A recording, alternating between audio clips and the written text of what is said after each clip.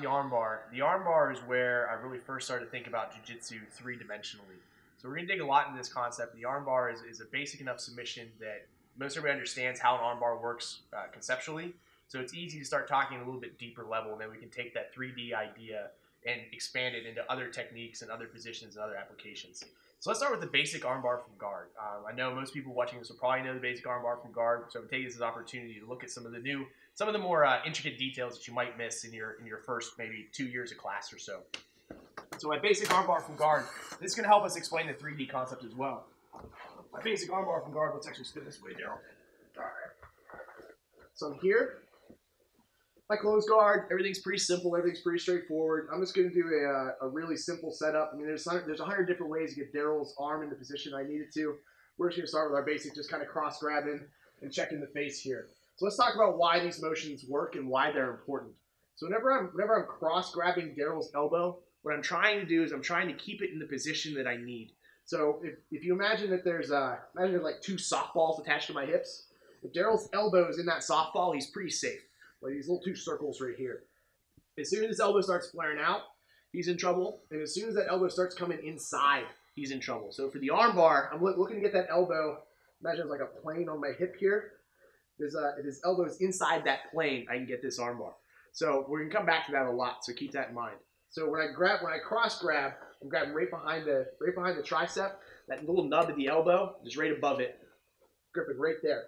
Then the other hand's coming across, keeping that elbow in place. The other hand's coming across, and I'm checking his face here. I'm not grabbing his neck and controlling his neck. My hand's kind of more at the base of his skull, so my forearm's on his chin like a cross face. So that way, when I start going for this arm bar, I have like a stiff arm. So when Daryl tries to drive in, I can keep his head from coming into me, because that's what he's going to try to crowd me to keep this arm bar from happening. He's going to try to drive his head into here to keep me from creating an angle. So that's why I do this basic. It's basically like Xing my arms to start making this arm bar work. So I get the elbow, I get the head. Now I'm going to put a foot on the hip. Now this is another important concept that's going to come up again when we look at more arm bar stuff, is why I'm putting this foot in the hip here. The important detail is I don't want this leg flared out. As soon as there's space here, Daryl can kind of do like a lawnmower motion. He's kind of rip out like you're starting a lawnmower. Yeah, boom, he's gone. He's going to get out of the arm bar real quick. So whenever I come in here, it's important that I get this in, and boom, I pinch this nice and tight. Again, this is going to sound really basic for most people watching this video. We're going to come back to this concept a lot. So I'm closing the space off, keeping this gap shut, and it keeps his elbow where I need it. So I got my hand on it. I'm using my leg to keep that shoulder pinch, to keep that elbow in position, keep that elbow from floating back outside.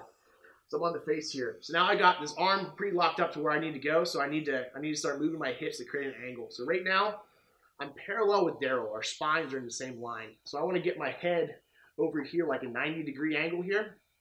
So just go here and cut the angle to make the arm bar work. So I'm here to cut this angle. I'm going to take this leg nice and high and use it to dig into his armpit and use that to swivel. I'm going to go here, cut this angle. I'm kind of almost trying to kick him in the back. I mean, I wouldn't really kick Daryl in the back of the head, but I'm trying to get here and clamp this heel down nice and tight. Now the trick is though, when I do this, I'm swiveling as I move that leg, and I'm actually elevating my hips. This is a huge detail. It was a big deal for me when I learned this. Most people, when they first learn the arm bar, it's very much just they're just spinning. I'm just going, set my leg, and I'm starting to crank on this arm. But actually, every time I move a leg, I'm thinking about elevating my hips at the same time. So I'm trying to choke my hips up high on this arm. That's another concept we'll come back to a lot in later techniques. So whenever I move here, I got this foot in the hip. I'm going to lift my hips up a little bit. It takes friction away. Makes it easy for me to swivel. Elevate and twist. Boom. Clamping it down. Or I'm kind of curling my toes, digging my heel down nice and tight. I'm trying to take a bite with my leg here. I'm still checking his head to keep his head from driving in. If this hand's on here, it's very easy for Daryl to start crowding me. Drive in, Daryl. Yeah, now it's hard to get my arm bar. So I keep this here, keep him pushed away. So now again, I elevate my hips when I move my second leg. So I'm digging down into him with this leg in the top. Elevate and catch. And then I clamp it back in. So I'm going nice and high, digging deep, and curling this back in to get nice and tight on this arm. If I don't, my hip starts slipping low on this tricep here, and it makes it easier for that elbow to escape. Yeah, you can start slipping it out here and start getting loose. So when I make that transition, elevate, get my hips nice and high on that arm, digging nice and deep, clamping in, boom, sucking it in, Now it's your classic finish. I'm getting that thumb sticking straight out of my chest, right up, pinky in my sternum. Hug it, grip it, doesn't matter. Head on the mat for a nice strong bridge and go and get that finish. Okay, so that's our basic armbar. And like I said, those details, you know, how we learn that armbar from guard is going to impact how we do our armbar from anywhere. You know, we're looking at the core ingredients of what makes an armbar and what makes it really work. We're going to come back to that a lot later techniques.